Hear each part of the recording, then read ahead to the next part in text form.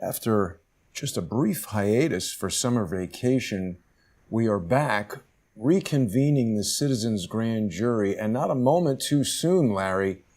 Putative President Joe Biden has been running roughshod over the Constitution, America's integrity. What are we going to be presenting to the grand jury today, Larry? We're presenting an indictment for negligent homicide, for manslaughter, voluntary and involuntary manslaughter, and treason. And it's something that needs to be done. It needed to be done quickly, so we called the grand jurors out of their summer hiatus. Of course, now we're into almost the fall. We don't have Labor Day yet, but we're here. And this was urgent. It's urgent because the Republican Party is incapable of removing Joe Biden, even if they had the will to do it. And I might add, Biden obviously has behaved in a criminal fashion. But the Republicans up there on Capitol Hill, they got intelligence briefings, they got Defense Department briefings, they know what was going to happen. And they did a rope-a-dope. They allowed Biden to do what he's done because they think politically that's going to bring them back the House of Representatives, the Senate, and even the presidency. Unlikely to happen given the fact that the Republicans do little to nothing other than raise money. I think we all can attest to that. That we get 5 to 10 emails a day asking for more money, but they do nothing.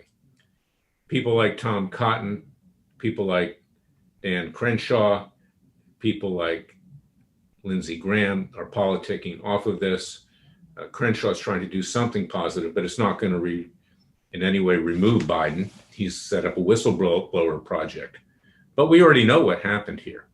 And we're going to show some quick video just to refresh everybody's recollection. It's in the public domain. Little more needs to be said.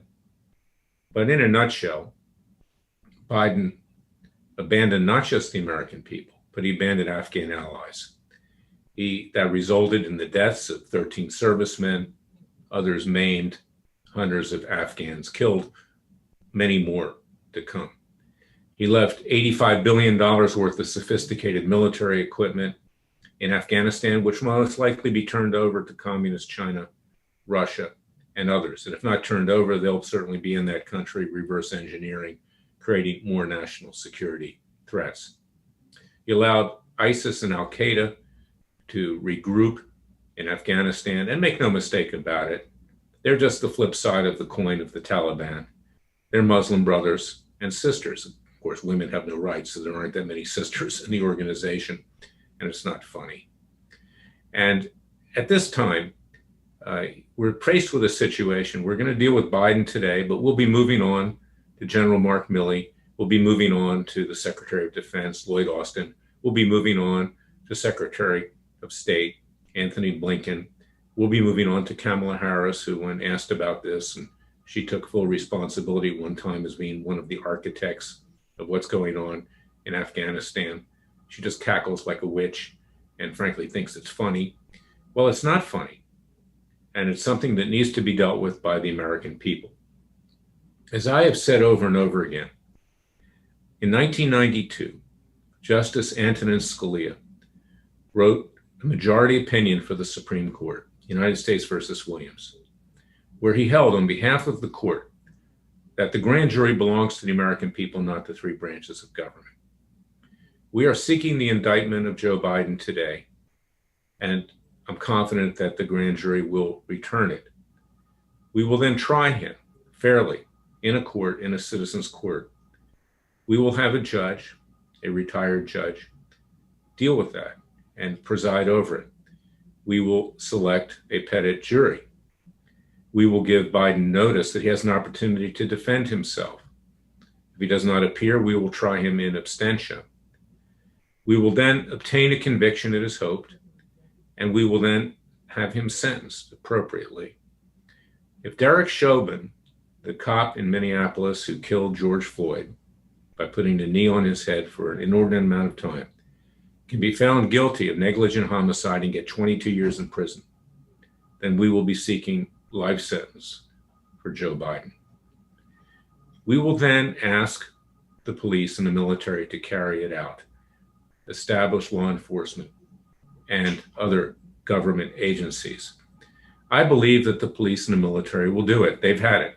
The police have been much maligned, assaulted, battered, and killed in the last several years. And the military obviously has been totally trashed and destroyed in terms of their morale, in terms of their standing in the world, in terms of the lost brothers and sisters, servicemen who died in vain now in Afghanistan, and those who died just recently as a result of a terrorist attack for which Biden was reasonably foreseeably understanding of what would likely occur.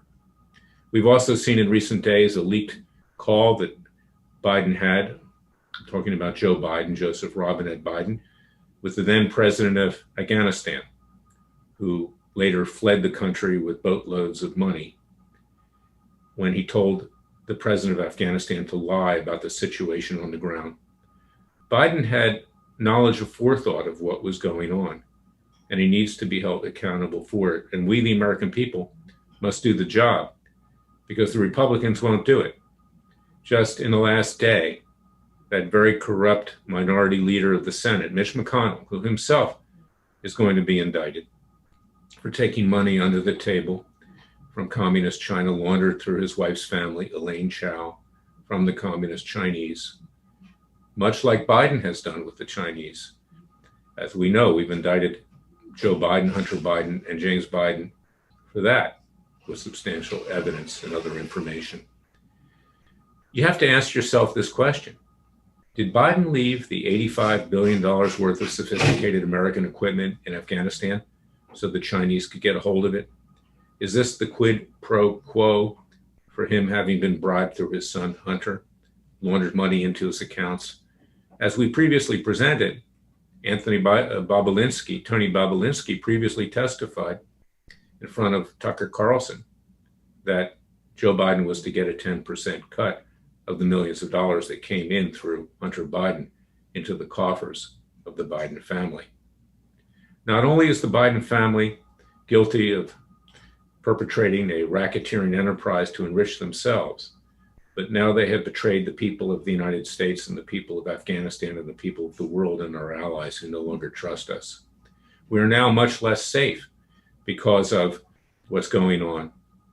Our adversaries, Communist China, Russia, Iran, North Korea. Korea's already cranked up its nuclear reactor again. It's about ready, obviously, to produce more atomic weapons.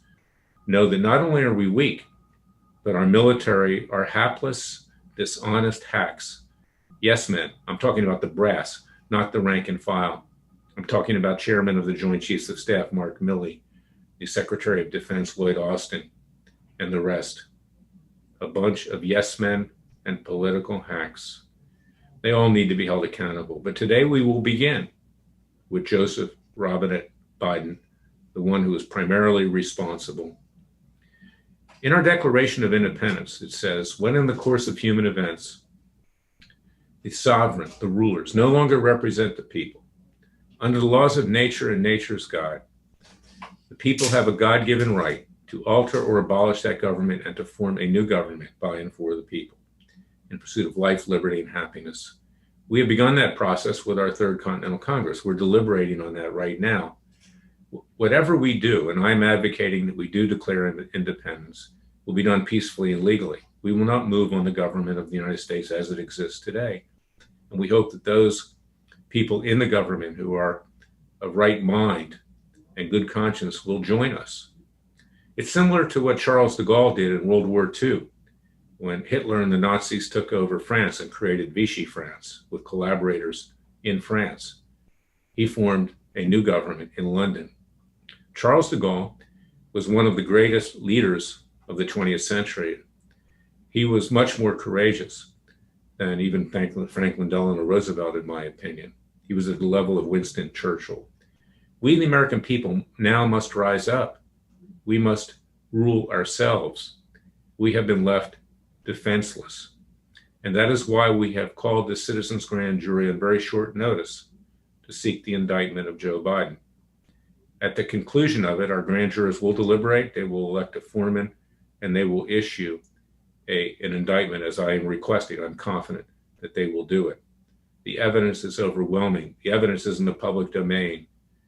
Every citizen in this country and around the world knows exactly what happened. And Joe Biden can defend himself in a court of law, and he can hire lawyers to do it. And he will be treated fairly and neutrally. And the facts will speak for themselves, and the law will be meted out according to the laws of nature, nature's God, with guidance from man's law, as we're going to set forth in this indictment that we're presenting today.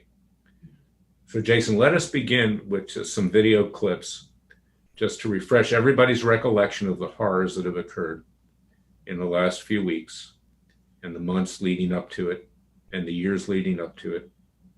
And then we will move on to read the indictment. Jason, please present that. I've got a few here, Larry.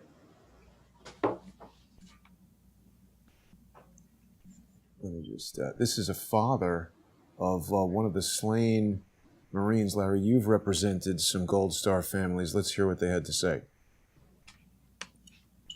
Wow. Okay, we'll talk about that later, but now this. Remembering our fallen heroes, 20-year-old Marine Corps Lance Corporal Riley McCollum was on his first deployment when he was killed in Kabul last week. Riley knew he wanted to be a Marine since he could walk, carrying around his rifle in his diapers.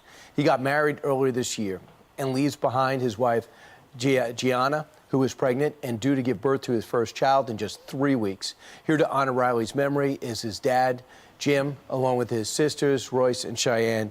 Guys, so sorry for what has happened. Appreciate you talking. American people care so much, especially about those who serve. And I want to talk first about Riley.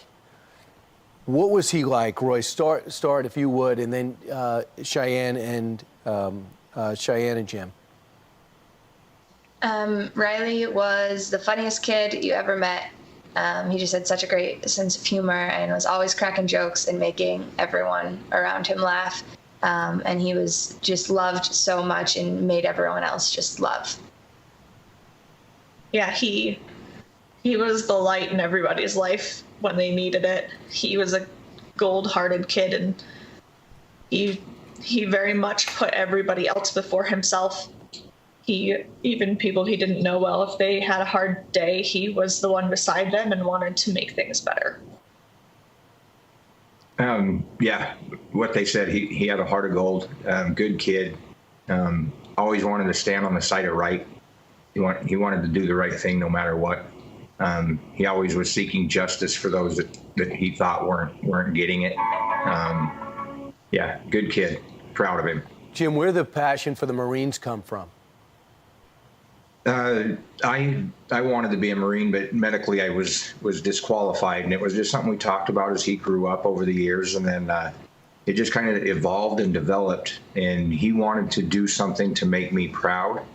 He didn't know how proud of him I was, and it just kind of it evolved from there. And on his 18th birthday, he joined, he enlisted, and to make me proud, and it was a passion that he had. He wanted to do something bigger than himself. Wow, man.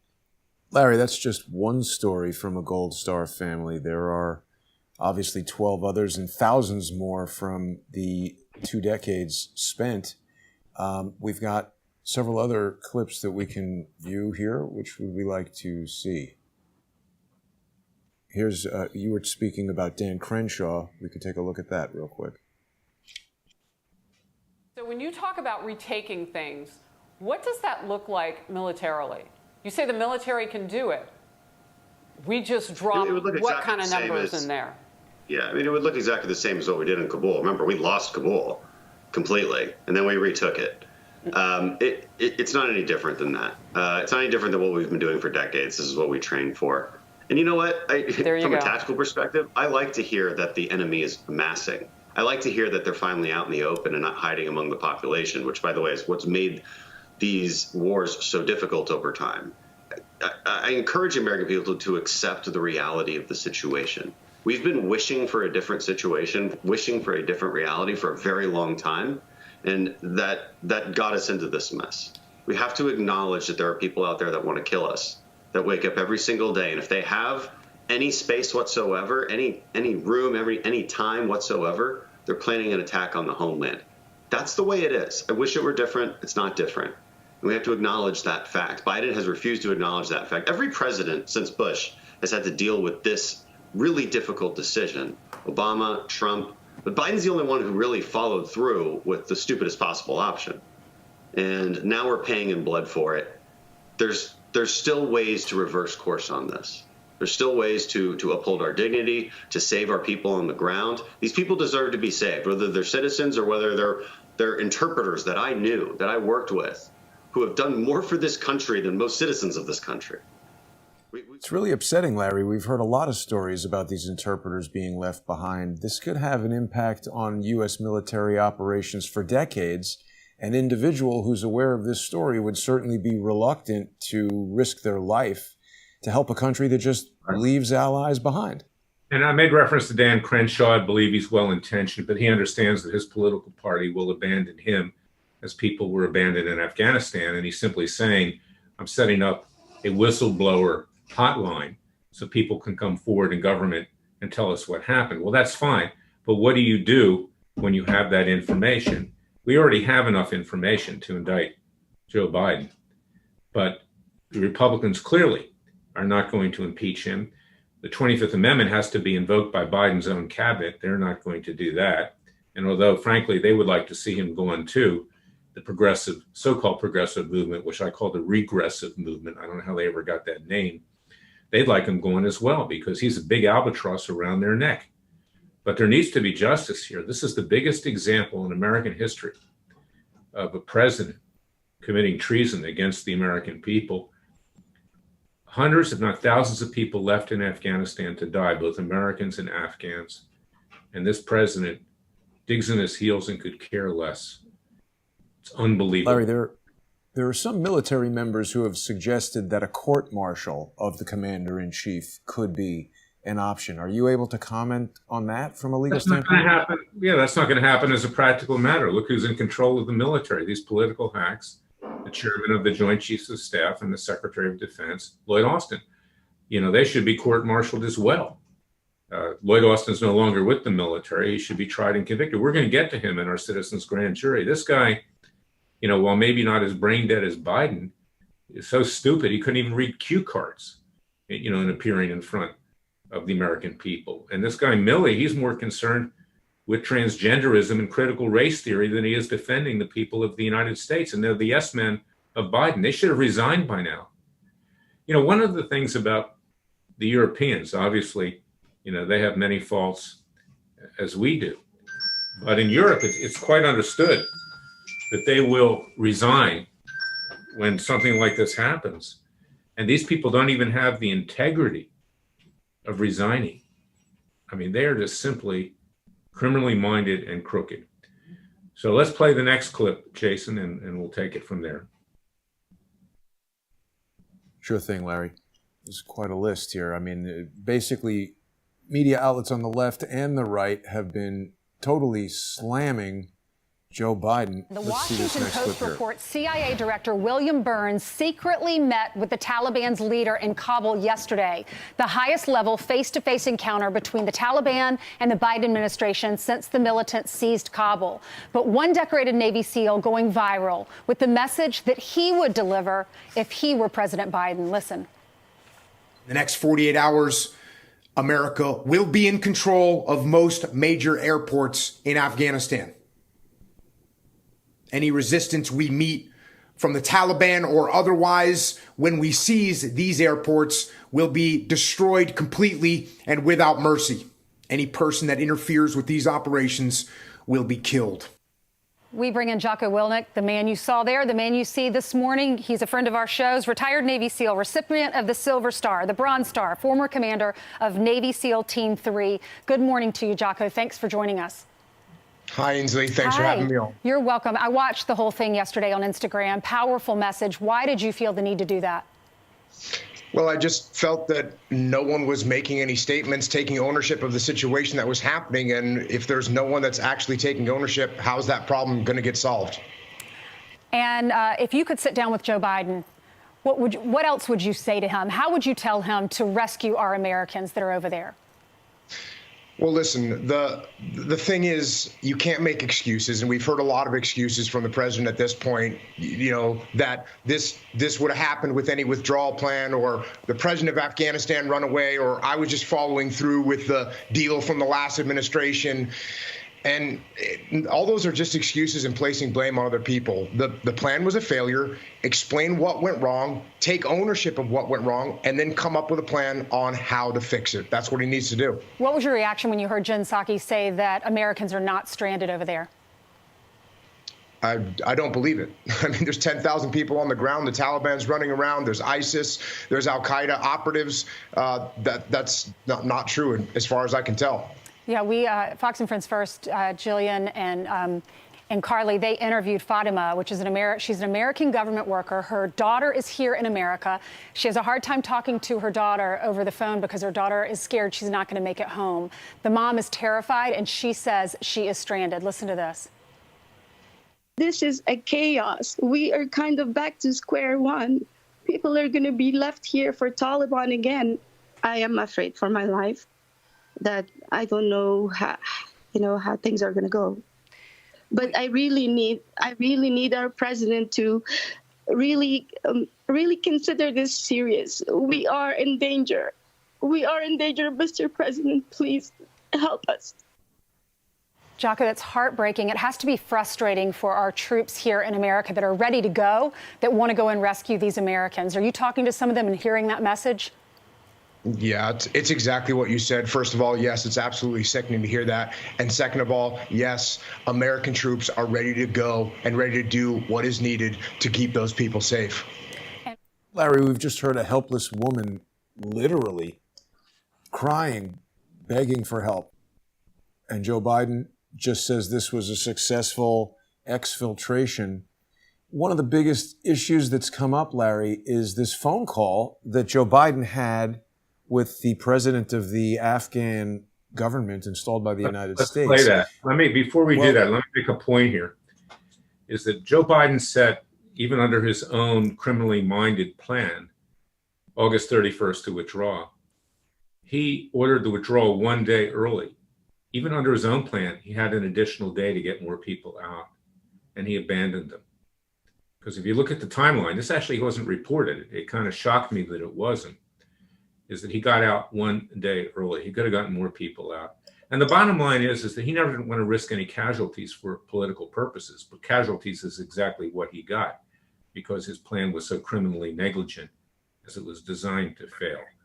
You're up there. Anyway, let's play this call. This is unbelievable because it shows the guilt. It shows the scienter, as lawyers say, of what he did. He told the president of Afghanistan, he looks like Helmut Karzai, who's one of the biggest crooks in world history, the prior president, who we actually have sued. We sued them for the families of extortion 17. Looks like he's probably a relative. He fled the country with boatloads of money. And in fact, the Afghan troops, it was reported, they didn't even have food to eat because the Afghan government had stolen so much money that they weren't even supported. Now, why is it that congressional Democrats and Republicans, they had to have this information in national security briefings? So did Biden.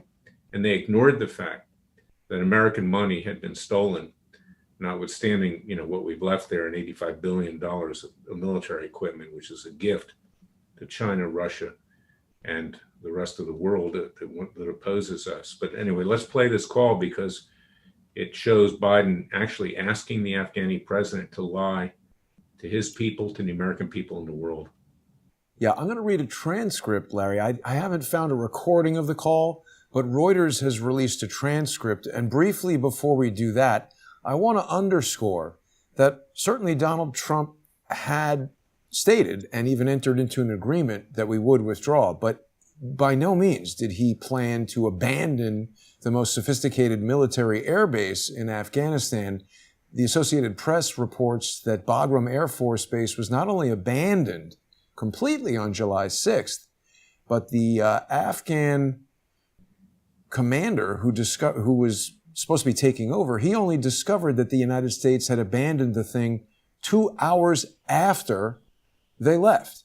So, I mean, in my view, Larry, if someone was working with the United States at a military base and they arrived there one day and it was completely abandoned, electricity turned off, I think that would be good reason to panic and possibly leave. It's very unfair to blame the Afghan army for doing that. But let me just read for you and the grand jurors the transcript of this phone call between, it causes me to choke when I say it, President Joe Biden and Ashraf Ghani of Afghanistan.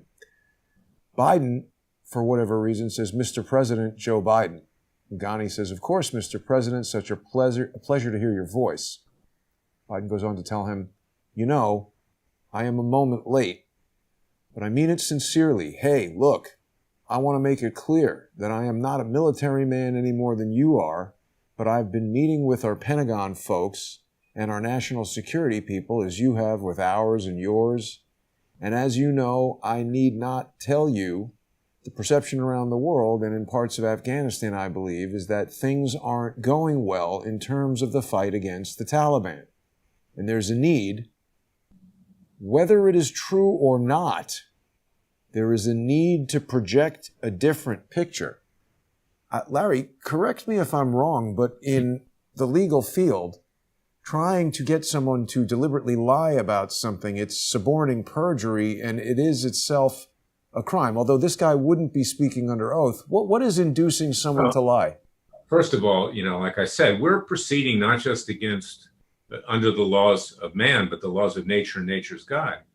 And he's lying. He's telling the president of Afghanistan to lie as he is lying, to buy time, to pull the American troops out, to abandon American servicemen, American citizens, and Afghan allies. That's what he's doing. And this is criminal in nature, and it's treasonous with regard to the American people. Now, what's interesting here is that obviously someone leaked this in the intelligence community, like they did with Trump. Here they did us a favor. I mean, it was like Snowden in a way, in terms of revealing it. This government, Jason, if you want to call it that, I wouldn't be surprised. And this is why I say, when we get a conviction, we'll ask the military and police to carry it out. There are people of good faith and good intentions inside the current government, but they're not in control. Those people are not the leadership of either the Democrat or the Republican Party, much less the White House. But, Biden has just gored the ox of the military, and you don't do that. I'm not advocating a coup d'etat, but we need to take action legally. We need to give the military a legal means to remove him now, ASAP.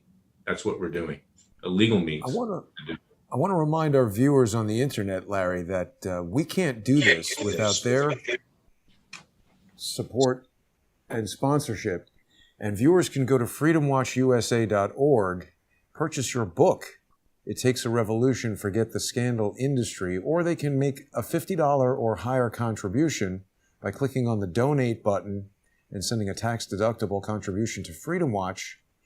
$50 and higher is going to get them a free copy of the book.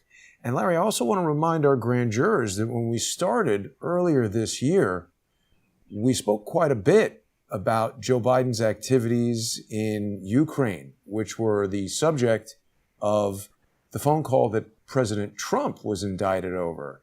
That was quite a surprise because Trump was basically asking his colleague in a foreign country to look into allegations of criminal activity on the part of Joe Biden. Now we have this transcript of a phone call which occurred prior to President Biden making the following statements. Takeover of Afghanistan now inevitable? No, it is not. Because you have the Afghan troops have 300,000 well-equipped as any army in the world, and an Air Force against something like 75,000 Taliban. It is not inevitable.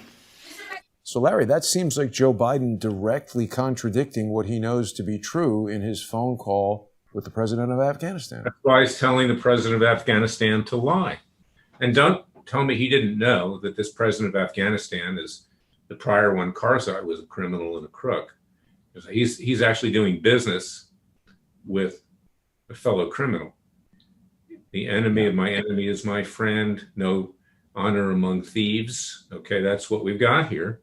And of course, we've already indicted Biden and his son Hunter and James Biden on taking money from communist China. Again, is that the quid pro quo for leaving all the military equipment in Afghanistan, which will now obviously be subject to, at a minimum, reverse engineering and appropriation by the communist Chinese and others that are our adversaries? So, I mean, there you have it. Case closed. But I'd like to point out, play a clip from retired General Keane. Okay, I think it's helpful. I give him let me credit. do that. Real quickly, I'd like to point out a specific statement by President Biden from this transcript that I think is really damning. We've just heard his statements to the press about the size of the Afghan military versus the Taliban. In his conversation, he goes on to instruct the president of Afghanistan, if you empower Bismillah, the defense minister, to execute a strategy focused on key parts of the population center, and I'm not a military guy, so I'm not telling you what that plan should precisely look like, you're going to get not only more help, but you're going to get a perception that is going to change in terms of how, something unclear. But here's the passage, Larry. He speaks specifically and says, you clearly have the best military. You have 300,000 well-armed versus 70 to 80,000. The exact numbers that he cites in his statements to the press in that earlier clip. So it seems almost like premeditation, plan unfolding right there. Really very bad. Let's listen to what Jack Keane had to say. Let's bring in Fox News senior strategic analyst, retired General Jack Keane. General, thanks for being here. Your thoughts on this day? Well, it's certainly an astounding day in terms of what's taken place before our eyes. And I think from the perspective of the military, the American people, our soldiers, who participate in Afghanistan, it's also a humiliating day and very frustrating. There's been some serious miscalculations made here, Brett. I mean, just a few weeks ago, the president was claiming that the Taliban cannot take over the country. The Afghan security forces are going to be able to stand up against it. And obviously what's unfolded before our eyes is quite the opposite. And there are reasonable explanations for why that is the case. Why is the situation collapsing so quickly? And one of the intangibles that's so difficult to measure by our intelligence community or even our military leaders is what would be the impact of taking decisive air power away from the Afghan security forces, who are used to having U.S. air power and U.S. intelligence in support of them.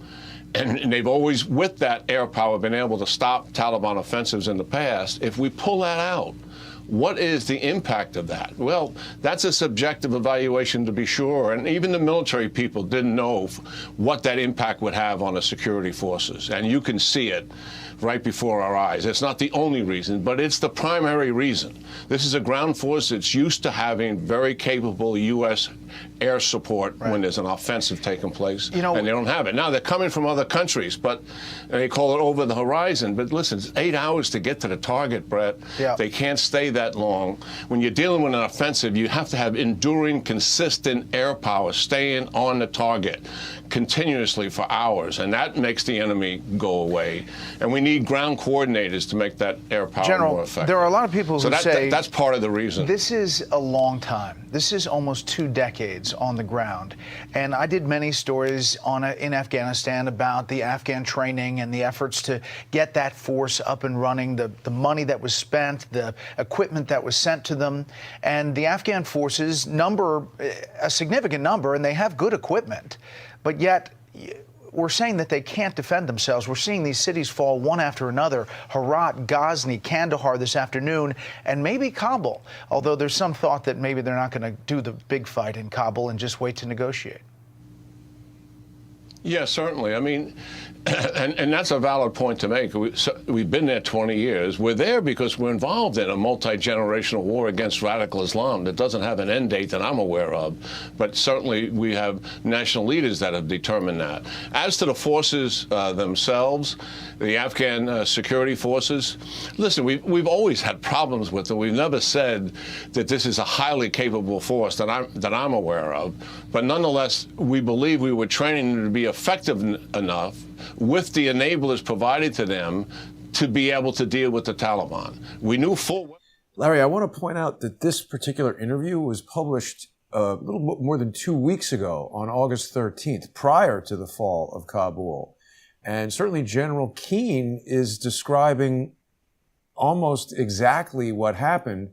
I think when we look at this sequence of events, the phone call that Joe Biden has where he states that he's aware that the Taliban are in position to take over, his lie to the press saying that that's not the case, just illustrates how he's telling the president of Afghanistan to lie. The deliberate closure of an air base that the general here tells us is necessary for the protection and support of the Afghan military. Am I wrong to say that this fact pattern demonstrates intent on Joe Biden's part? Of course there's intent. It's reasonably foreseeable what happened. The lie in and of itself shows the intent for what happened. We're not even asking for first-degree murder here. We're asking for, in effect, second-degree murder of people that occurred. So we actually are being very conservative, so to speak. Can I ask that you explain the difference between those two charges for the lay people in the audience? What's the difference between first and second degree? When we read the indictment, it explains it. Okay, so we'll go through that. But yes, I mean, first-degree murder is, you know, when you have an intent and you know exactly what's going to happen and people die. I mean, for instance, I mean, let's say felony murder. Okay, an arsonist goes in and lights a fire in a building and someone in there dies. Okay, now you may not have intended to kill that person, but the very fact that you committed a felony causes you to be potentially held liable for first-degree murder for killing them. So that's just one example. But I also want to point out one other thing, and this is neither here nor there, but it's just to try to get people to understand. We have troops in North Korea. Okay, we have troops in Japan. We have troops in Europe. We have troops around the world to keep the peace. We have troops in Syria. President Trump, as much as I like what he did, as much as I supported him, we don't know what he would have done in the end. We don't know. But to keep 2,500 troops in Afghanistan, to keep it safe and out of the hands of the Taliban, to back up the forces there, you know, many successive administrations have done the wrong thing here. You just can't pull the troops out. And we don't know that Trump would have done that in the end. But that shows you that this whole concept of what Biden's been saying, we want no troops, we want nobody there, we're done with it, we're washing our hands of it, I don't care what happens, it's just tough luck, this is the result of war, that is treasonous in and of itself. And we certainly could have left a residual force in Afghanistan, either at Bagram Air Force Base or elsewhere, to do a lot of different things. And of course, we've seen that discussed over and over again in the last few weeks. And, you know, we had at one point, I don't know what we have now, we had over 60,000 troops in Korea. Okay, we have many troops in Germany, okay, to prevent an invasion by Russia, formerly the Soviet Union. We have troops in Japan to help guard against Chinese aggression. We have troops in Taiwan. So to all of a sudden say, I'm washing my hands of this and people die, he knew exactly what was going to happen. And this is somebody who's not just brain dead, not just stupid. There's a reason why over the years he committed plagiarism, because he's not very bright, obviously. But by his own admissions, he knew what he was doing. Anyway, play a couple more clips and then we'll get on to the indictment. I think we Sure. Just quickly to point out, Larry, there is an organization called United States Forces Korea that's existed from the 1st of July in 1957 to this day, consists of 23,468 personnel. Seems reasonable to me that you could even just take 3,468 from here, send them to Afghanistan, and be able to maintain security exactly in the way that you're describing. Well, that's right. And the fact that we got ourselves into this mess, I mean, that's George W. Bush. I mean, he's probably the second most stupid president in modern history. And, we had the Taliban and we had Al-Qaeda cornered at Tora Bora at the time. Not that I'm a great military strategist. I was suggesting that we could use large bunker busting bombs or even tactical nuclear weapons, which don't give off radiation, and have removed them then. But instead, Bush decided he wanted to invade. And then Obama upped the ante and decided he was going in all in Afghanistan. And then, of course, I represent families of Extortion 17. They can't even get the truth why their loved ones, their sons died in that crash from the government. And that precedes Biden. It gets into the George W. Bush years, the Obama years. They couldn't even get the truth out of that. It was the Obama years, actually, because that crash occurred in 2011. You can go to freedomwatchusa.org to read about that. There was a press conference we did many, many years ago. And we have a lawsuit pending in court in front of this judge, who's the worst judge I've ever appeared in front of. So it's been dragging on now for many, many years. But this is, and I write about it in my book, It Takes a Revolution, this judge, Colleen Kohler-Catelli. So this is where we are right now. And so let's play a few more clips. I want people to digest the indictment. And if the grand jurors want further information, we'll provide it. But it's all out there in the public domain. There's nothing really that isn't said that can give rise to this indictment. Let's listen to some commentary, Larry, with regard to Mitch McConnell blocking an indictment. White House correspondent Jackie Heinrich has that part of the story tonight. 2 days after troops left Afghanistan, it's still unclear if any more Americans or Afghans left behind have made it out. Is there a plan to do something else so that that movement can happen? Well, today is September 1st. We ended our presence in Afghanistan yesterday, or on the 31st in Afghanistan. A key hurdle, getting the Kabul airport operational again. But among those awaiting safe passage, journalists funded by the U.S. government reportedly turned away from the gates by American troops. Preventing their rescue, senior State Department officials tell Fox communications that were supposed to prioritize certain groups went viral. Was that a contingency that was planned for? Well, Jackie, I think it's important to remember, again, 120,000 people made it out of the airport and out of the country. And our commitment to people who want to evacuate, want to leave, American citizens, journalists, Afghan partners who have stood by our side, is enduring and remains. As the Taliban's promise of free passage is put to the test, President Biden met with Ukrainian President Volodymyr Zelensky, who, like the former Afghan president, is desperate for economic and military aid in Ukraine's fight against Russia. According to Reuters, Afghan President Ghani told Biden July 23rd his country was facing a full-scale Taliban invasion, and President Biden told Ghani he needed to project an image of strength, saying, quote, "I need not tell you the perception around the world and in parts of Afghanistan, I believe, is that things are not going well in terms of the fight against the Taliban. And there is a need, whether it is true or not, there is a need to project a different picture." Was the president in any way pushing a false narrative in that call with the Afghan president? I think it's pretty clear. Again, I'm not going to go into details of a private conversation, but what we saw over the course of the last few months is a collapse in leadership. What the president... Larry, that's unbelievable for Jen Psaki to say that after we have had all these presumptions about Trump's call with Zelensky, who they reference in this very clip. It's absurd to say. She's a taxpayer-funded liar, okay? It's regrettable. We've had several in modern history. These press secretaries come out there and they lie, and because they lie, there's no accountability for the president himself. They're paid liars, okay? And you saw paid liars with George W. Bush. You saw paid liars with Barack Obama. You saw paid liars. Bill Clinton. With Bill Clinton. Unbelievable bunch of liars. And that's what they do. They're paid to lie, and they're paid with our funds, okay? So, I mean, she's a shameless piece of trash, in my opinion. And that's no reflection on the fact that she's a woman, because there were many like that, including Harry Fleischer, who used to lie for George W. Bush. So this is what we're dealing with right now. But now, Larry, one more point I want to raise, and I put up a clip about McConnell, because this tells you something about the Republican Party, which is totally worthless, dishonest, and corrupt. McConnell throws cold water. Let's listen to that.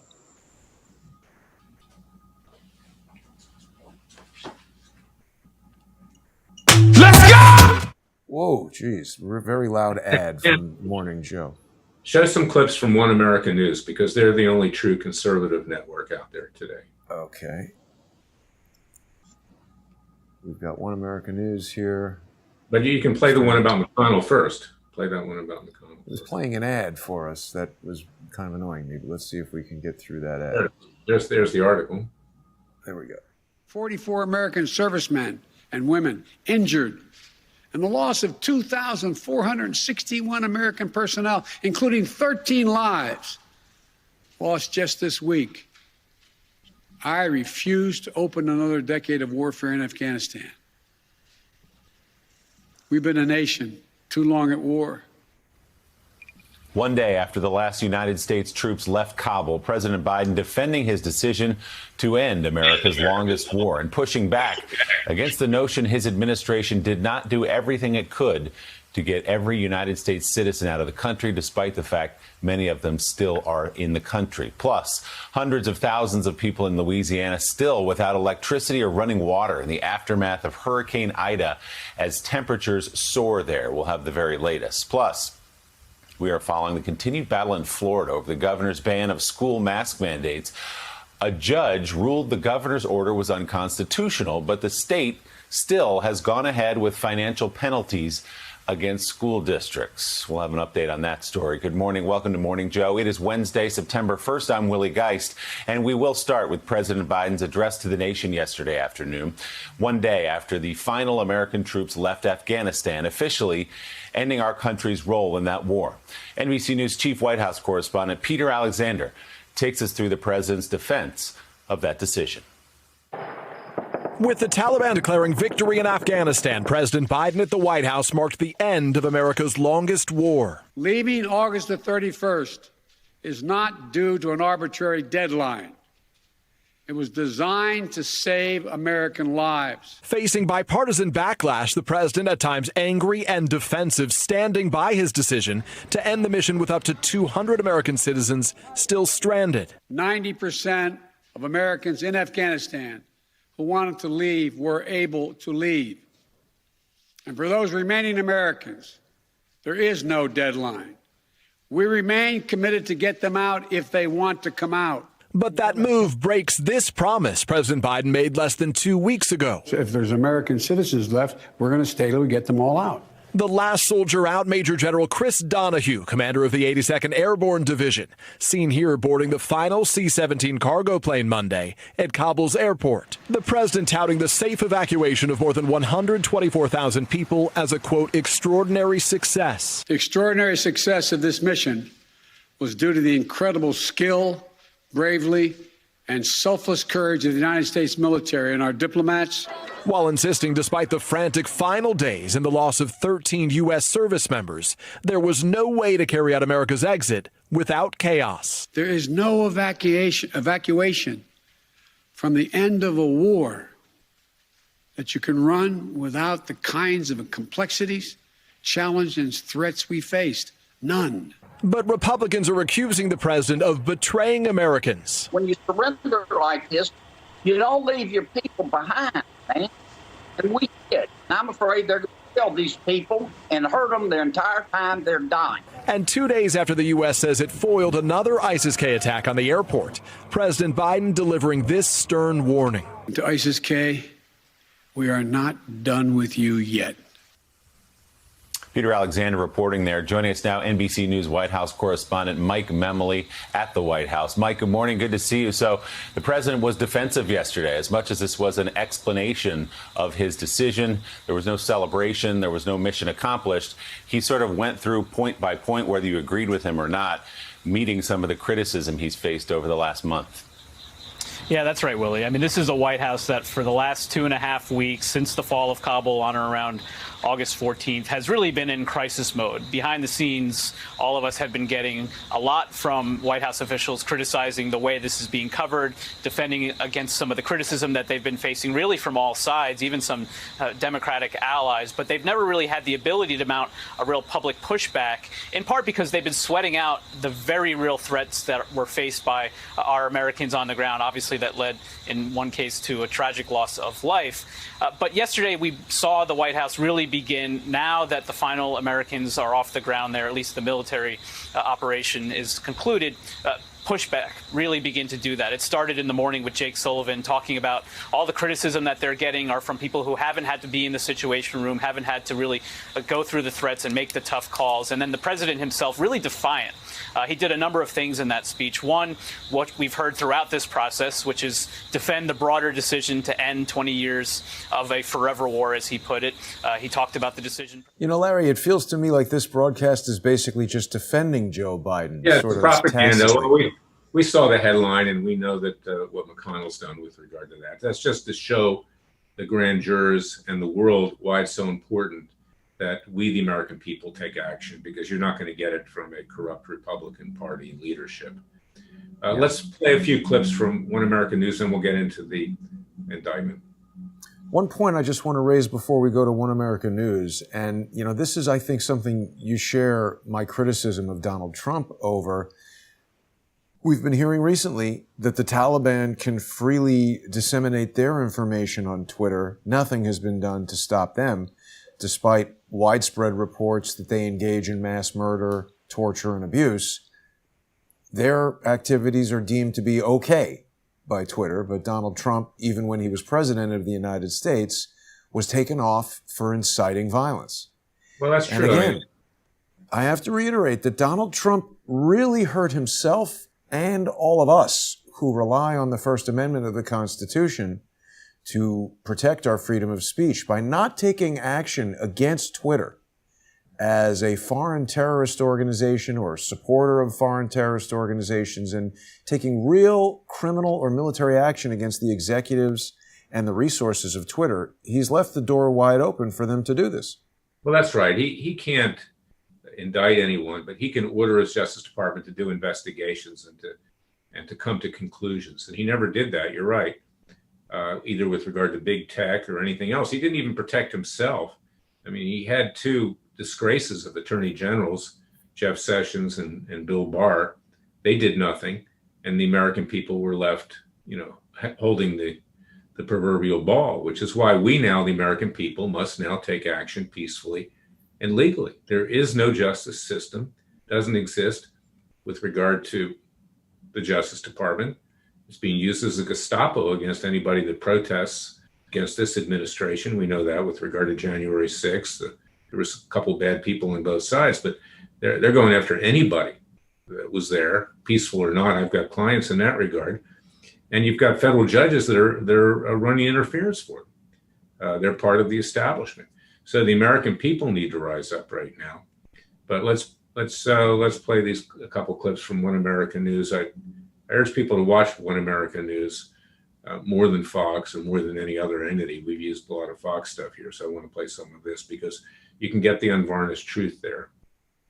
Just one more detail, Larry. Setting aside the notion of indicting anybody at Twitter, wouldn't it have been within the capability of the United States president to declare Twitter as an asset of foreign terrorists or a supporter of a foreign terrorist organization and take some military action against them? Not just Twitter, but Google, YouTube, Instagram, the whole lot of them. I mean, they are aiding and abetting people who are our adversaries. That's true. They are. And years ago, I brought a case against Google when they actually were trying. It was Facebook, actually. Facebook's part of that. They actually were allowing for the Palestinians to declare a third intifada to kill Christians and Jews in the Middle East, and people actually got killed. And Prime Minister Netanyahu at the time asked Facebook, Mark Zuckerberg, who is a member of the Jewish left, believe it or not, to take it down. He left it up there for at least 2 weeks. And because I'm a Zionist and I'm a supporter of Israel, I felt threatened too. So I brought a lawsuit, but as usual, cowardly federal judges would not allow the case to go forward, part of the establishment. I took it all the way up to the Supreme Court. Yeah. Let's listen to what Kevin McCarthy had to say. It was a real disgrace. He's as big of a disgrace as McConnell. Well, for those Democratic members, are they going to stand behind the action of the decision to leave Americans behind? Because we will not. Yeah, right. Cut this off right now, Jason. Yeah, cut. I don't want to hear the guy anymore because all he has said is we will hold them accountable. We heard that from Republicans over and over and over again. When asked about impeachment, he couldn't respond. Of course, impeachment won't work either. And we're going to investigate. How many times have we heard we're going to investigate? You know, you got Lindsey Graham going on Fox News all the time. We're going to investigate. We're going to impeach. We're going to do this. You know, I mean, I don't know what Graham's doing. Maybe he's off with his boyfriend partying. I don't know. And then you've got, you know, other people promising things that aren't going to happen. And, you know, McCarthy spends more time with his buddy Frank Luntz, I guess, according to Tucker Carlson, they live together in Washington, D.C., than actually taking any strong action. It's all positioning to try to win the House of Representatives back and the Senate back and to win the presidency. So the American people need to see that the Republican Party is aided and abetted in this as well, because they just play the political game. They don't represent the American people. So let's play a couple clips from One American News.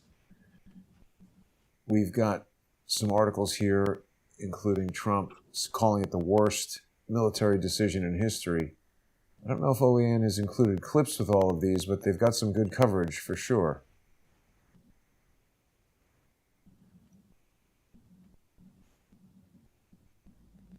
There we go.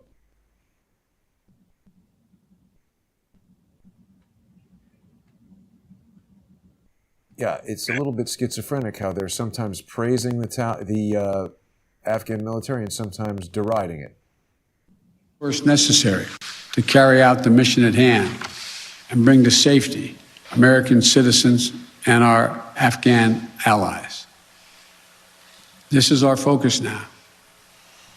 And when this is finished, we will complete our military withdrawal and finally bring to an end 20 years of American military action in Afghanistan. We'll use every resource necessary to carry out the mission at hand.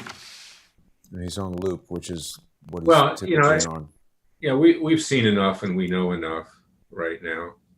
Yeah. There's another thing. I mean, Biden's on television this morning. I was watching it, grandstanding it on what's going on with Hurricane Ida, you know, New Orleans and flooding in Pennsylvania and New York and New Jersey, as if he's the great savior of the American people. I mean, he said more about that than he ever said about Afghanistan or the people that died there or were left behind. They're trying to change the subject right now, and they got a little bit of help with Hurricane Ida. But the American people see through this, and no amount of Jen Psaki or whatever her name is lying to the American people on behalf of Biden as he hides, you know, under his desk is going to change that. So let's read the criminal indictment right now, Jason, if you would. Your eyes are better than mine.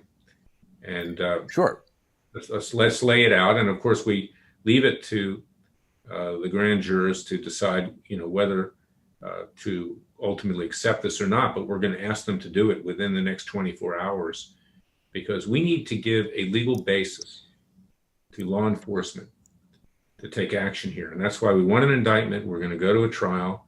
We're going to give Biden notice. He can show up with his lawyers or whoever he wants. He's going to be tried. If he doesn't want to show up, we'll try him in absentia. We'll seek a conviction.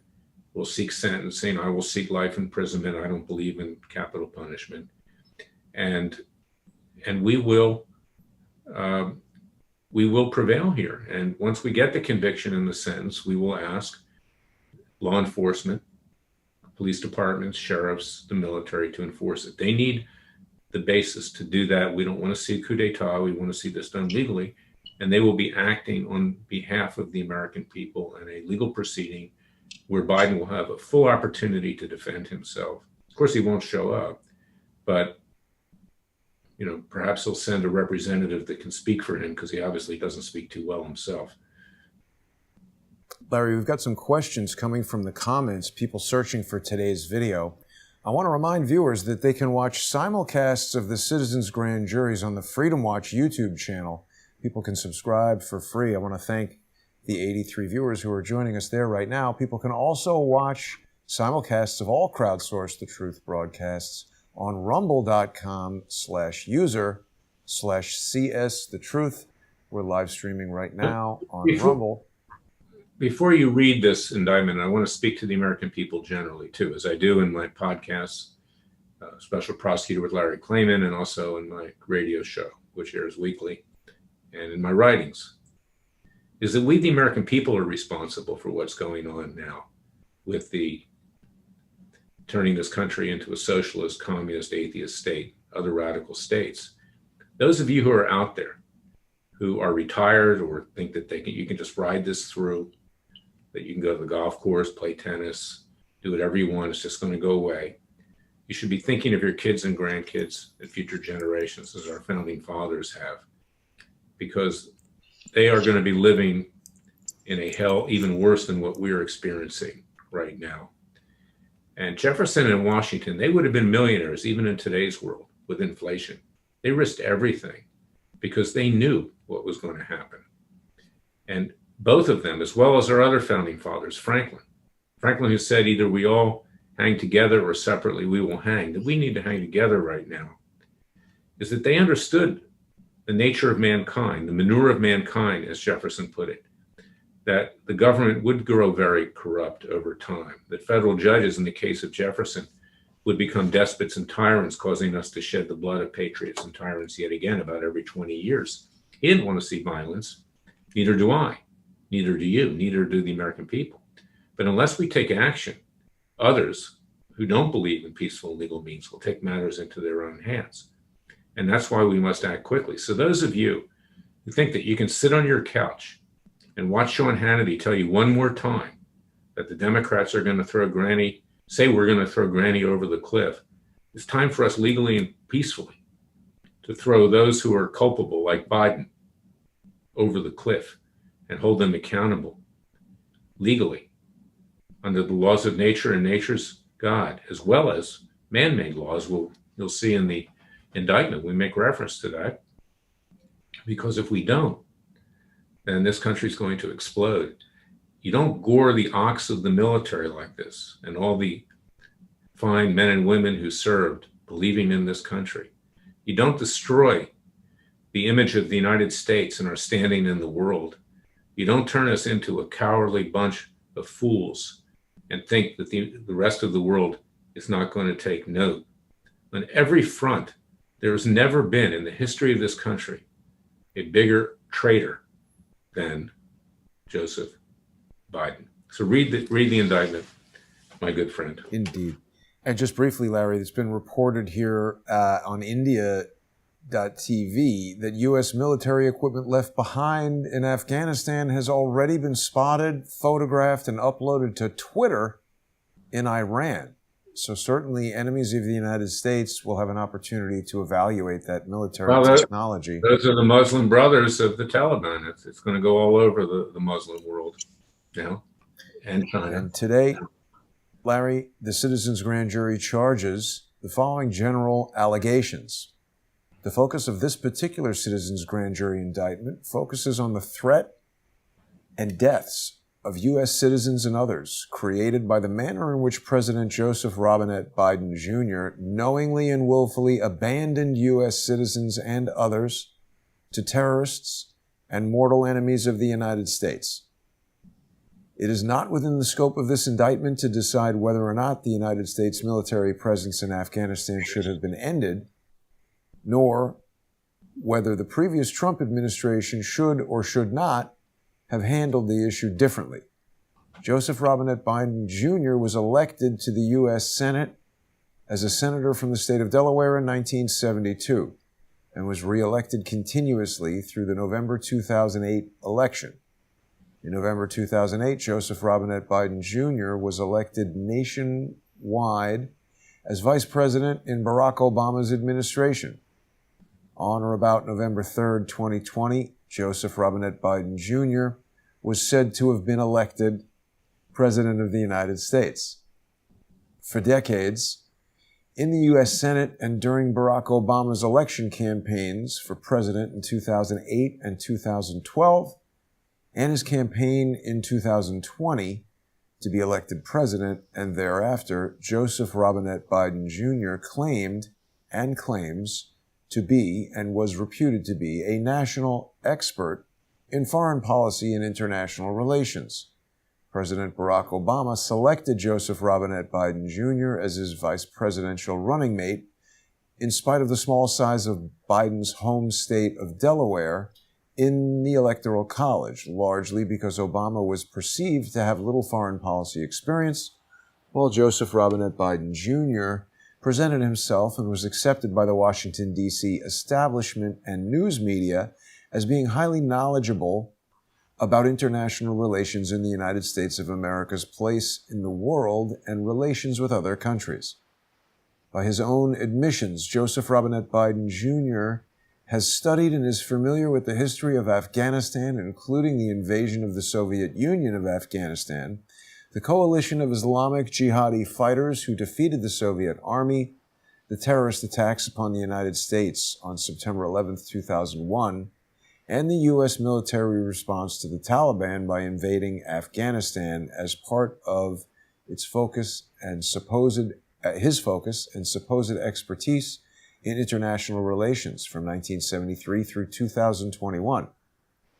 In 2021, the government of Afghanistan... 2001. In 2001. Sorry, in 2001. The government of Afghanistan was dominated by a terrorist force known as the Taliban. In 2001, the United States demanded that the Taliban-led government of Afghanistan hand over to the United States al-Qaeda leader Osama bin Laden, the mastermind behind the 9/11 attacks on the United States in 2001, along with other al-Qaeda leaders and fighters, and end any support, sanctuary, or comfort for al-Qaeda within Afghanistan's borders. When the Taliban refused to remove its support for and protection of al-Qaeda, a coalition of nations led by the United States and the United Kingdom invaded Afghanistan on December 17, 2001. During the 20-year military presence of the United States in Afghanistan, the U.S. military trained members of the Afghan military in the use, including maintenance, of U.S. military equipment and vehicles, including Humvees, MRAP attack vehicles, Black Hawk helicopters, sophisticated surveillance drones, etc. On January 20th, 2017, Donald J. Trump was sworn in as president. During his term in office, President Trump made plans and implemented directives to end the military presence of the United States in Afghanistan. The Trump administration negotiated detailed and complex agreements, which are not the primary issue here, for the drawdown and withdrawal of the U.S. military from Afghanistan. The Trump administration had set a target date of May 1st, 2021, for the withdrawal of U.S. military from Afghanistan. After the United States, United Kingdom, and a coalition of other countries overthrew the Taliban government in 2001 and 2002, the people of Afghanistan created their own constitution, ratified the Afghanistan Constitution, and conducted several elections by all of the people of Afghanistan choosing their elected leaders under the Afghanistan Constitution. The Trump administration negotiated plans with both the legitimate elected constitutional government of Afghanistan and the renegade terrorist Taliban forces which threatened it, who were illegal and illegitimate under the Afghanistan Constitution. The Trump administration's negotiations for the terms of its military withdrawal required that the Taliban acknowledge the elected government of Afghanistan pursuant to the Afghanistan Constitution as the legitimate government of Afghanistan. However, in the fall and winter of 2020, the Taliban increasingly violated their assurances and conditions of the U.S. withdrawal, and they began taking cities and provinces by force from the legitimate constitutional government of Afghanistan. On November 3rd, 2020, the nation allegedly voted for the President of the United States. On January 20th, 2021, Joseph Robinette Biden Jr. was sworn in as the President of the United States of America. As President, Joseph Robinette Biden Jr. began a dramatic and rapid pace of reversing almost every significant decision and policy of the Trump administration. President Joseph Robinette Biden Jr. changed President Trump's plans for the military withdrawal, including changing the withdrawal date from May 1st, 2021 to August 31st, 2021. It is reported in the news from sources within the Biden administration that President Joseph Robinette Biden Jr. and his team wanted to end the U.S. involvement in Afghanistan by the 20th anniversary of the 9/11 terrorist attacks of September 11th, 2001. Thus, President Joseph Robinette Biden Jr. was able to change the date for the withdrawal. President Joseph Robinette Biden Jr. was able to change the plans for the withdrawal of the U.S. military.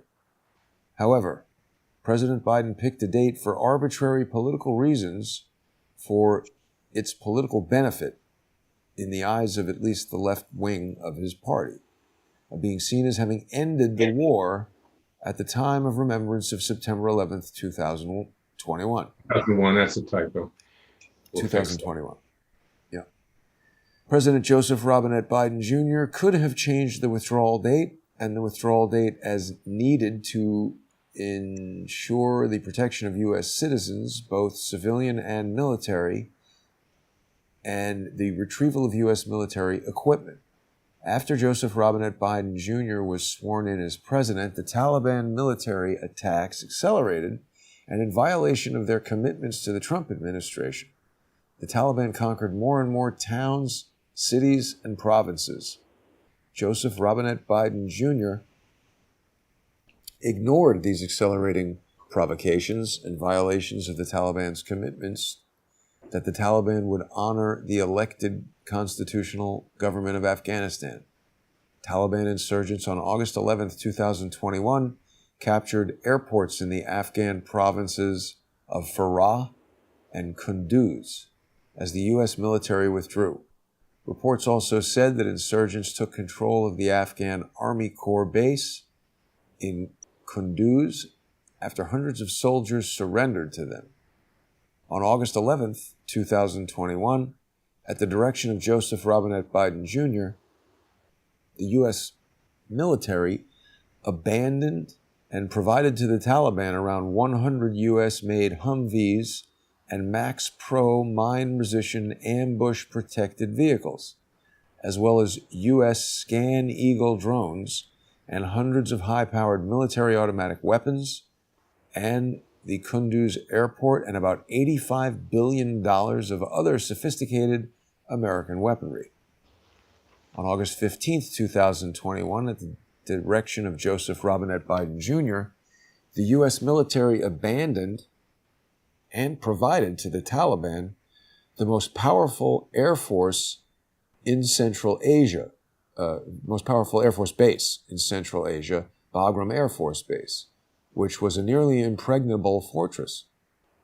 On August 15, 2021, at the direction of Joseph Robinette Biden Jr., the U.S. military packed up and left Bagram Air Force Base without telling the Afghan army. The Afghan army commander woke up in the morning to find that the United States had left hours earlier with no notice or warning. This left the Afghan army unable to prepare to hold Bagram Air Force Base from the Taliban attacks, being unaware that the U.S. military was leaving. On August 15, 2021, at the direction of Joseph Robinette Biden Jr., the U.S. military left behind thousands of prisoners, including al-Qaeda terrorists who had been imprisoned at the airbase. The Taliban fighters took over Bagram Air Force Base. As a result, the Taliban released the prisoners, adding to their numbers of fighters and terrorists in their assault upon the elected government of Afghanistan. Following Joseph Robinette Biden Jr.'s orders, the U.S. military abandoned massive quantities of military vehicles, aircraft, and equipment at Bagram. As a result, Joseph Robinette Biden Jr.'s orders fueled the rapid conquest of Afghanistan by replenishing the ranks of the Taliban fighters and arming the Taliban with military equipment, weapons, and supplies. Reportedly, Joseph Robinette Biden Jr.'s orders provided the Taliban with enough military aircraft to have a bigger air force than around 100 countries, including Afghanistan. Although some of our observers scoffed that the Taliban would not be able to use these aircraft, members of the Afghan army trained by the U.S. military defected to the Taliban and have in fact been able to fly Black Hawk helicopters and other U.S. military vehicles and airplanes. As a result, Joseph Robinette Biden Jr. further created an extremely dangerous situation by arming and replenishing the ranks of the Taliban forces, soon attacking the capital of Kabul, Afghanistan. Joseph Robinette Biden Jr. knowingly and willfully created an unreasonable and extreme danger of death, torture, imprisonment, kidnapping, hostage-taking, slavery, and or rape to United States citizens and Afghan contractors to the United States government. Joseph Robinette Biden Jr. knew during these events that an estimated 11,000 to 49,000 U.S. citizens were present at the time in Afghanistan, not only in the capital of Kabul, but throughout the countryside of Afghanistan. Joseph Robinette Biden Jr. knew that thousands of Afghanistan nationals worked as employees or contractors to the U.S. military and or U.S. embassy in various roles as translators, guides, advisors, drivers, support staff, etc., during the 20-year occupation of Afghanistan by the coalition countries, including the United States. As part of the U.S. military's personnel, Joseph Robinette Biden Jr. owed these Afghans, under conditions of military conflict, which he created, protection, along with the U.S. military and U.S. citizens. It was at all times relevant herein, and is now Joseph Robinette Biden Jr.'s duty to safeguard the safety of U.S. civilians. It was at all times relevant herein, and is now Joseph Robinette Biden Jr.'s duty to know or find out what U.S. citizens were present in Afghanistan. Because every U.S. citizen traveled abroad is issued on request a U.S. passport and is processed through international travel with that passport, it was possible for Joseph Robinette Biden Jr. to know or order the identification of all U.S. citizens present in Afghanistan through the U.S. State Department, the Embassy of Afghanistan in Washington, D.C., still under the control of the legitimate constitutional government of Afghanistan, and the U.S. Department of Homeland Security. Passport records, visa records from the Afghanistan Embassy, and travel records could be assembled to identify all U.S. citizens who had traveled to Afghanistan, and contact with those citizens could determine if they had safely left. Instead, despite publicly stating that there were at least 11,000 U.S. citizens in Afghanistan, Joseph Robinette Biden Jr. directed the evacuation of only about 6,000 U.S. civilian citizens. Instead of taking all necessary action, including keeping the U.S. military in Afghanistan as long as necessary to evacuate all U.S. citizens, Joseph Robinette Biden Jr. stuck to the arbitrary and political deadline of August 31st, 2021.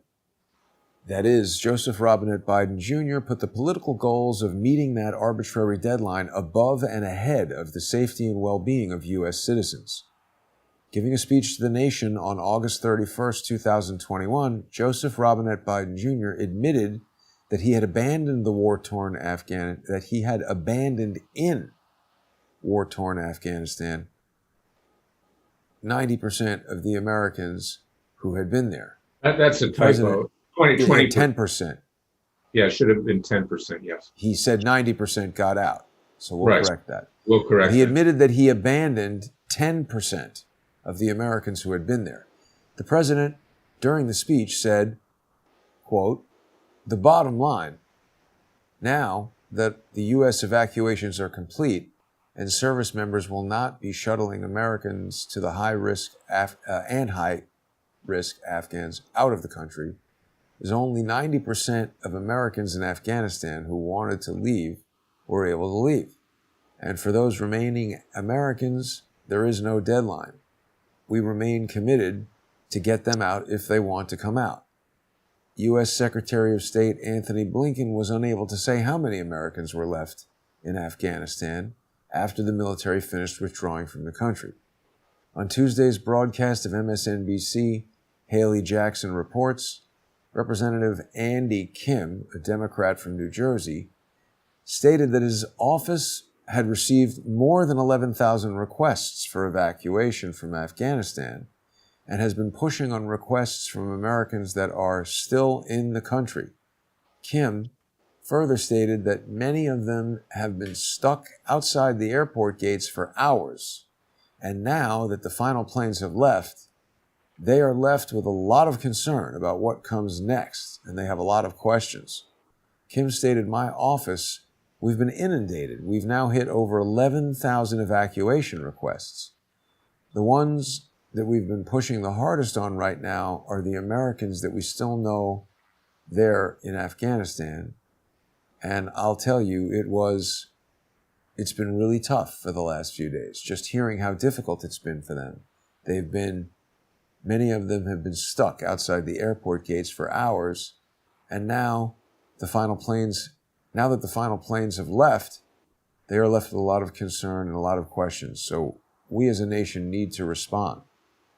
Massive, sophisticated private efforts to evacuate U.S. citizens and Afghans who serve the U.S. military, such as former U.S. military members codenamed Task Force Pineapple Express, report that the U.S. State Department, at the direction of Joseph Robinette Biden, has fought them at every step to prevent the rescue of U.S. citizens and Afghan allies.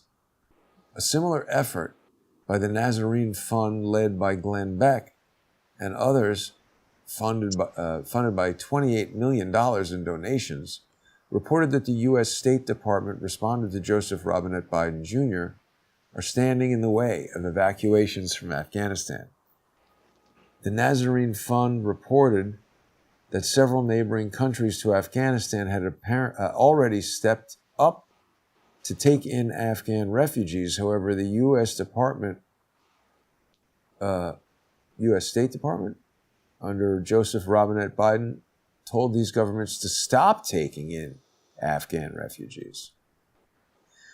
When Oklahoma Congressman Mark Wayne Mullen arrived in neighboring Tajikistan with a large amount of cash to hire a helicopter to go into Afghanistan so he could rescue a family of 5 Americans, 1 woman and her 4 children, the U.S. Embassy refused to help the mission to rescue 5 U.S. civilian citizens and actively blocked Representative Mullen's efforts to get this American out of Afghanistan. As just one example, a 3-year-old born near Sacramento with an American passport is stranded in Afghanistan, unable to leave the country, according to KGO, a Bay Area affiliate of ABC. The report hides the child's identity and his family members' fear being captured by the Taliban. James Brown, a veteran advocate who has been working with Democratic Representative Jackie Speer of California, Spiker. Speer? How do I pronounce that name? Speer. Speer. Yeah. Officer, working with her office to get the family back to the United States safely.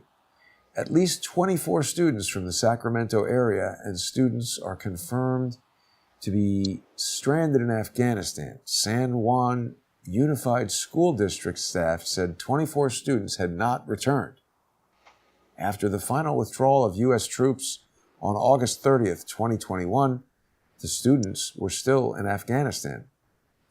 The willful actions and non-actions of Joseph Robinette Biden have already resulted in the murder of 13 U.S. servicemen and women, tens wounded, and the deaths of hundreds of Afghans who were loyal to and worked for the United States in its efforts to defeat the Taliban. And today, Larry, we're bringing the following counts. Count 1, criminally negligent homicide. This is covered within the broad reach of 18 U.S.C. 51. The previous allegations of the entirety of this indictment are repeated and realleged as incorporated herein with the same force and effect as if fully set forth herein. The crime of criminally negligent homicide involves causing someone's death by acting in a manner that was reckless, inattentive, or careless. In order for someone to be convicted of negligent homicide, the prosecution has shown A, that the defendant knew that their behavior included unjustifiable risk and that this caused another person to die. For instance, should someone be accidentally shot after playing with a gun and a second person does not phone medical help, that person could be charged with negligent homicide, as this is an unjustifiable risk, since everyone is expected to know a gunshot wound can lead to death. B, that an act of omission took place. In some states, causation doesn't have to be demonstrated, and omission is enough for a charge. Using the example above of the gunshot wound, the state would have to prove that the defendant would have lived if the other did phone for medical help. C, that there is causation. Often causation has to be demonstrated through an affirmative act. For instance, if someone drives over the speed limit in a school zone where children are exiting the school and hits and kills a child, there is a clear cause and effect relationship. Negligent homicide, in other words, happens when someone causes the death of another through criminal negligence. Criminal negligence happens when someone behaves in a way that he or she should have known is risky. It is a much lower intent, but still a serious crime. By the actions of Joseph Robinette Biden Jr., tens, if not hundreds, of U.S. citizens and Afghans have suffered death, and many will suffer death, imprisonment, torture, beatings, enslavement, and or rape. Joseph Robinette Biden Jr. knowingly and willfully created an unreasonable, unjustified, and foreseeable dangerous circumstance at the small city civilian airport in Kabul, Afghanistan, besieged by Taliban fighters. By surrendering the rest of the country, Joseph Robinette Biden Jr. created a circumstance in which the Taliban fighters throughout the country of Afghanistan were able to concentrate in Kabul to surround and harass the evacuations from Kabul airport. Joseph Robinette Biden Jr. creating a concentrated kill zone in the packed crowds around the civilian Kabul airport. Joseph Robinette Biden Jr. negligently caused the foreseeable death of at least 13 U.S. Marines and around 100 Afghan nationals when a Taliban or ISIS suicide bomber and other terrorist shooters, obviously aligned with the anti-American and anti-Afghan terrorist interests of the Taliban, attacked, maimed, and killed the crowds assembled around Kabul airport trying to escape the country. Joseph Robinette Biden Jr. has also abandoned as many as 6,000 U.S. civilian citizens by his administration's own early numbers distributed throughout Afghanistan and removed their protection of the U.S. military such that hundreds of U.S. citizens, civilian citizens, will be killed, tortured, enslaved, and or raped. Count two, the endangerment of... Let me just stop you there. Okay, this was prepared, this indictment a few days ago. It's going to be updated and provided to the grand jurors. Also, this was an earlier draft, not the draft that I sent over this morning. There was an inadvertence here, and we're going to correct it, where I added an account for manslaughter, involuntary manslaughter, etc. But as far as this is concerned, this indictment gives you the parameters of what our other indictment will also say. And I'm going to provide this to the grand jurors and we'll deliberate on that one as well. But it will add account for manslaughter, and some of the estimates of people that remain in Afghanistan will be updated, okay, in that revised indictment, which we have. So we're going to give it to you very, very shortly after this is over. So would you like me to continue reading? Yeah, go ahead and read it. Sure. Okay. Back to the indictment here. Count 2, endangerment of vulnerable children. The previous allegations of the entirety of this indictment are repeated and realleged as incorporated herein with the same force and effect as if fully set forth herein.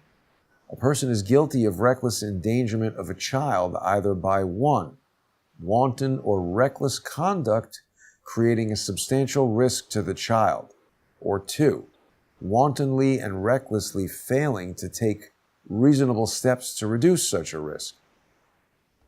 As stated above, Joseph Robinette Biden Jr. has knowingly placed children, both U.S. citizens, families of U.S. citizens, and families of Afghanistan national employees and contractors of the U.S. military in the hands of various terrorists who will mete out revenge and their version of the will of Allah by murdering, tormenting, enslaving, kidnapping, imprisoning, and or raping these children. Joseph Robinette Biden Jr. knew that he could have used the most powerful military in the world, the most powerful military that the world has ever known, and taken another week or 2 to evacuate all those who were in danger and needed to be evacuated to either the United States or some other safe country in the region. Count 3 for seditious conspiracy, pursuant to 18 U.S.C. 115. The previous allegations of the entirety of this indictment are repeated and realleged as incorporated herein with the same force and effect as if fully set forth herein. The criminal act element required for sedition is either advocating, aiding, organizing, or publishing, or circulating written matter that advocates, aids, or teaches the overthrow of the U.S. government or any state, district, or territory thereof by force or violence, pursuant to 18 U.S.C. section 2385 and 2011. Joseph Robinette Biden Jr. has acted to arm the enemies of the United States, not only the terrorist Taliban, but Russia, China, and Iran, to whom the Taliban will sell approximately $83 billion of U.S. military hardware and equipment for the enemies of the United States to study and reproduce our best military technology. Joseph Robinette Biden Jr. has armed to a stunning level equal to or greater than Australia and 100 other nations, not only the terrorist group of the Taliban, now in control of Afghanistan, but also all anti-American terrorist groups. The Taliban in poor Afghanistan will be in great need of money and will experience great pressure foreseeable to Joseph Robinette Biden Jr. to sell U.S. military equipment and weapons to any and all terrorist groups and countries hostile to the United States. Joseph Robinette Biden Jr. has directly armed military most or all of the enemies in the United States. Furthermore, Afghanistan has an estimated $1 trillion worth of rare minerals and metals, notably lithium, which the Afghans do not have the technology and expertise to extract. China, however, has already moved to obtain these rare minerals, rare metals, and rare earth for the benefit of China's economy and military expansion program in return for funds badly needed by the Afghan people. Simultaneously, Joseph Robinette Biden Jr. is working to force U.S. drivers to switch to electric vehicles. Jason, this is the substance of our indictment, but inadvertently this is an earlier version. And we will be substituting, these corrections, and we'll be redeliberating on these allegations. Okay, but this gives you the of what we're doing. It rightly points out that Joseph Robinette Biden Jr. is working to compel U.S. drivers to switch to electric vehicles, which require rechargeable batteries, which themselves require large amounts of lithium to operate. The U.S. supply of lithium is too small to meet this demand. Joseph Robinette Biden Jr. is shepherding the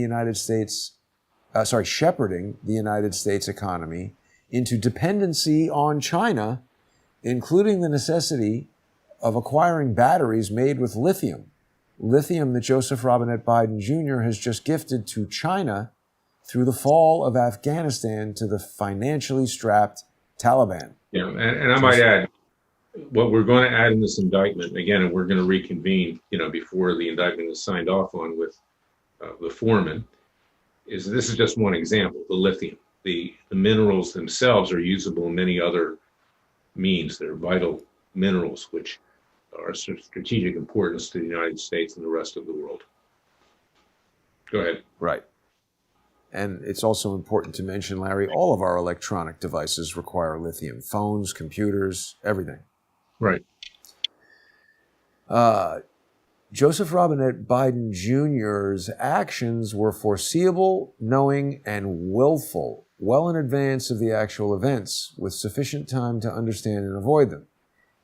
In the most charitable of interpretations, the gift of an entire military to the Taliban now requires massive military spending for the United States to replace that equipment and those weapons, not to mention counteracting the newfound capabilities of the Taliban. Joseph Robinette Biden Jr. is working actively against the United States government in pursuit of his policies of destroying the United States as a separate sovereign nation, free of a global international system. Count 5, treason, as defined by 18 U.S.C. 2381. The previous allegations of the entirety of this indictment are repeated and realleged as incorporated herein with the same force and effect as if fully set forth herein. The criminal act element required for treason is that A, one owes allegiance to the United States, but also B, levies war against the United States, or C, adheres to the enemies of the United States, or D, gives the enemies of the United States aid and comfort within the United States or elsewhere. Joseph Robinette Biden Jr. There's a typo there. has armed to a stunning level equal to or greater than Australia and 100 other nations, not only the terrorist groups of the Taliban, now in control of Afghanistan, but also all anti-American terrorist groups. The Taliban in poor Afghanistan are in great need of money and will experience great pressure to sell U.S. military equipment to any and all terrorist groups and countries hostile to the United States. Joseph Robinette Biden Jr. has directly armed military or most or all of the enemies of the United States. Furthermore, Afghanistan has an estimated $1 trillion worth of rare minerals. I think this is... Yeah, we're repeating this. Go ahead. Realleging. Got it. Right. Okay, so China has already moved to obtain these minerals, and they're going to provide much needed funds for the badly needed by the Afghan people as they expand their military. Simultaneously, Joseph Robinette Biden Jr. is working to force U.S. drivers to switch to electric vehicles, which require lithium to operate. The U.S. supply of lithium is too small to meet the demand. Joseph Robinette Biden Jr. is shepherding the United States economy into dependency upon China, including the necessity of acquiring batteries made with lithium, and lithium that Joseph Robinette Biden Jr. has gifted to China through the fall of Afghanistan to the financially strapped Taliban. Joseph Robinette Biden Jr.'s actions were foreseeable, knowing, and willful, well in advance of the actual events, with sufficient time to understand and avoid them. This is a true bill of indictment, Larry. Yes, and this, like I said, was an earlier draft. So what we're going to do is we're going to correct these typos and add in account for manslaughter and provide further examples of why these minerals are so necessary, not just with regard to lithium and driving cars and such, but how this really affects the United States. So what we'll be doing is distributing this updated indictment, and then we'll be reconvening early next week to have this indictment, as I'm requesting, agreed to by the citizens grand jury and the foreperson who will sign it on behalf of the citizens grand jury. But today I wanted to get it out there because obviously deliberations are required, and we welcome any questions from those grand jurors. You can contact us, not on this telecast, but otherwise, and we will give you the information that you need. If you feel there's anything that you don't have to fill in, what you don't already know in the public domain, or which we presented to you today, we will provide that information to you. And again, this is the deliberative process. It's a fluid process. We want to obtain this indictment because we will move quickly, once it's obtained, to a trial. We will seek a conviction. We will then sentence, and then we will seek to ask established law enforcement and the military to carry that sentence out. We will also be pursuing indictments against the chairman of the Joint Chiefs of Staff, Mark Milley, the Secretary of Defense, Lloyd Austin, Secretary of State, Anthony Blinken, and others who are responsible as information comes to light. This is the worst disaster in terms of national security, potentially in American history. It is the most obvious example of an alleged president lying. I say alleged because, frankly, there still are election challenges underway as of to this day. And the later draft actually reflects that of the indictment. And notwithstanding, he was sworn in by the Electoral College and by Congress, certified. So he is obviously conducting himself as the President of the United States. Now, some people may say that because he is president, he has immunity. Well, there's a well-established body of law that says when you commit crimes, you lose your immunity. And no president is above the law in theory. Of course, we know that our justice system does not address crimes by the establishment elite in Washington, D.C. and state capitals and elsewhere. And that is why we, the American people, must rise up again. We will do it deliberatively. We will do it accurately. We will do it swiftly. And we will seek to mete out legally and peacefully through established law enforcement and the military the appropriate punishment here. But we cannot let this matter rest. The American people cannot look the other way. And frankly, the American people are tired by the games of the Republican Party that has become a money laundering, racketeering enterprise to raise money for themselves. And then when you fill their coffers with more money, they do little to nothing on behalf of the American people. We are tired of hearing about investigations. We're tired of hearing about committees. We're tired of hearing about whistleblowers coming forward. We're tired of hearing about collecting documents and then doing nothing with documents. And we're tired of hearing them to simply use this tragedy for their own political purposes so they can regain control of government. This is quite apart from this citizens grand jury, but yours truly in a separate organization is starting a new political party, whose name I've already procured, called the New American Independence Party. It goes hand in hand with my book, It Takes a Revolution, Forget the Scandal Industry, and our Third Continental Congresses that are continuing their deliberations, particularly after Labor Day, with regard to whether or not we should be declaring independence. And if that is the route that the delegates choose to go, it will be no different than in 1776, when Jefferson and the others wrote, when in the course of human events, the sovereign no longer represents the people. They have a God-given right under the laws of nature and nature's God to alter or abolish that government and to form a new government by and for the people in pursuit of life, liberty, and happiness. That is not contrary to the interests of either the current government or the American people. We have a right to do that. That's in our Declaration of Independence. And as of today, this country is living not just only in a dishonest state, thanks to both political parties, but we are increasingly living in a socialist, borderline communist, atheist state, that which has taken complete control by radicals And we, the American people, have a right to consider whether we want to declare independence again. We will do it peacefully and legally, and we will go our own way if that's voted upon, and we will not seek to harm anybody in the process. But we will defend ourselves if we are harmed legally with our Second Amendment rights. So this is where we are today.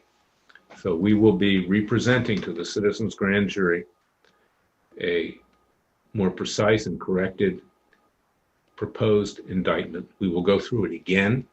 We will entertain any questions as to whether or not the information presented, and the information doesn't even need to be evidence. Justice Scalia ruled that as well in 1992 on behalf of the Supreme Court. You can indict even on the basis of mere suspicion, as I've said earlier in the grand jury sessions. The defendants will have the opportunity. We have much more than suspicion, though. We have hard facts that are out there in the public domain. The defendant, Biden, and the others that will subsequently be indicted will have an opportunity to defend themselves in front of a jury of their peers. We welcome them sending their lawyers. We welcome them coming to testify, to defend themselves, to answer the questions that they should answer, not to walk off the stage, as Biden has done in the last several weeks when he no longer wishes to answer questions. And we will do this fairly, and we will do it legally under not just the laws of man, but the laws of nature and nature's God. Just like our founding fathers did, Jefferson, Washington, Adams, Franklin, and the rest. We will do it in their honor, because today they are turning in their graves. Their prophecy has come true. The people that run this country, as they predicted, would become compromised and corrupt. All three branches of government, compromised and corrupt, as I write about in my book. It takes a revolution. So you can go out and smell the roses, but if you want to continue to smell those roses for your kids and grandkids and for yourself, rise up, get up off the couch, get to work. We, the American people, must now take back peacefully and legally this country ourselves. And the first step in doing that is to have a legal system that functions on behalf of the American people, not the compromised and corrupt elite in Washington, D.C. in particular, that continues to enrich itself at our expense, acquiring more power, telling us that we have no rights, they will decide for us. Mitch McConnell, minority leader, is a perfect example of that. Where does he get off to tell us, the American people, that we're going to do nothing about what happened? He's as guilty as Biden, and we will seek his indictment as well, not just for dereliction of duty as minority leader of the Senate Republicans, but also for having laundered money himself through his wife and his family from communist China. That's where we leave it for today. We'll be back in touch with the grand jurors. We will reconvene early next week, and we'll make the convening public so all people can see what we're doing. And we look forward to any support that you may have. This is a costly enterprise, and the other things that we do are costly, Jason. Take it away in that regard. You can go to freedomwatchusa.org if you wish to support us, join our Justice League, support our citizens' grand juries, our Third Continental Congresses, and everything else we do. And if what we do is not what you subscribe to, get out there and support other groups and others that are trying to make a difference, including the people, the military, and other groups that are trying to rescue people in Afghanistan, because it's going to be a bloodbath over there. We know it, and that bloodbath is coming to our shores shortly. God bless you. God save the United States. Remember that God, the Father and the Son, will only help us if we help ourselves. Like our founding fathers did, we must invoke the divine providence. Against all odds, they formed the greatest nation on earth, which has now all but been destroyed in the 6 months of the Biden-Harris regime. I call it a regime. It's not an administration, because it does not represent the interests of the American people, and neither does the Republican Party. I'll leave it there for today. Jason, take it away to close this out. Yeah, before we end the broadcast, Larry, I want to remind our viewers that they can support Freedom Watch and the ongoing production of citizens' grand juries and the other efforts by going to freedomwatchusa.org and clicking on the donate button. Make a tax-deductible donation of your choice. The contributions over $50 will get you a copy of Larry's book. And you can also purchase the book on Amazon.com. It Takes a Revolution. Forget the scandal industry. I also want to remind people they can watch simulcasts of the Citizens Grand Jury and back episodes of the Third Continental Congress and other broadcasts on the Freedom Watch YouTube channel. Make sure you subscribe to the Freedom Watch YouTube channel. It's completely free, and it's a great way. That's interesting. That's not it. But people can definitely subscribe to the Freedom Watch YouTube channel. You can also watch simulcasts of the Citizens Grand Jury broadcasts, Larry, by going to rumble.com/user/CSTheTruth. And I want to thank the viewers that are watching there right now. Rumble is an excellent alternative to YouTube. People can watch live streams of all the Crowdsource the Truth broadcasts on Rumble.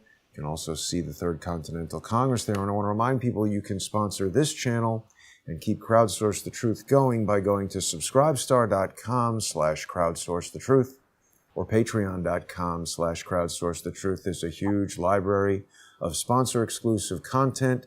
And without viewer sponsorship, news, information, and broadcasts like this simply cannot exist. We don't rely on corporate sponsors. We rely on you. So this is a production made for the people, by the people, and of the people. Larry, thank you for allowing me to participate. Thanks to the jurors for being with us today, and thanks to all of you for watching. We'll be back next week. Have a great day. Thank you. God bless you all, and try to stay safe.